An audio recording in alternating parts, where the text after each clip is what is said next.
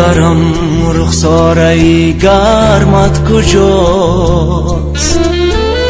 سخنهای خوش و نرمت کجاست؟ مادرم رخساره گرمت کجاست؟ سخنهای خوش و نرمت کجاست؟ انتظاری می کشم در دیدنت، آمدی سر و دلی گرمت کجاست؟ آمدی سر و دلی گرمت کجاست؟ ای مادرم جان مادرم، منظر و پزمان مادرم. ای مادرم جان مادرم، منظر و پزمان مادرم.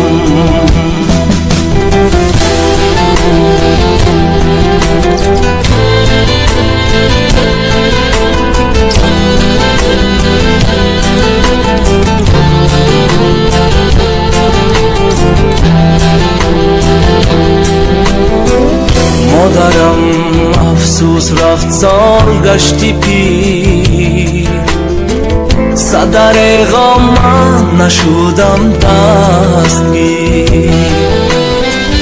پیشی تو تعظیم آرم هر نفس، گرچه باشم در فضا یا در قفس، گرچه باشم در فضا یا در قفس.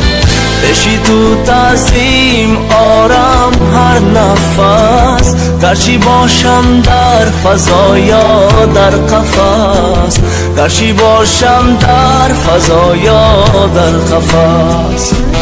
ای مادرم جان مادرم، منظر و پزمان مادرم. ای مادرم جان مادرم، منظر و پزمان مادرم.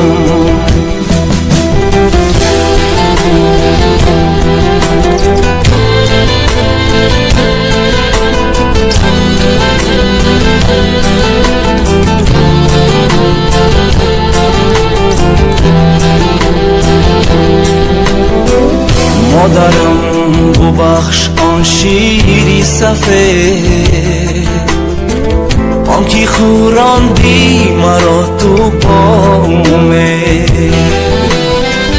در نبخشی نزدی خدا آسیم، در جهنم در عذابی ناریم، در جهنم در عذابی ناریم. در نبخشی نزدی خدا آسیم، در جهنم در عذابی ناریم، در جهنم در عذابی ناریم. ای مادرم جان مادرم، منظر و پزمان مادرم. ای مادرم جان مادرم، منظر و پزمان مادرم.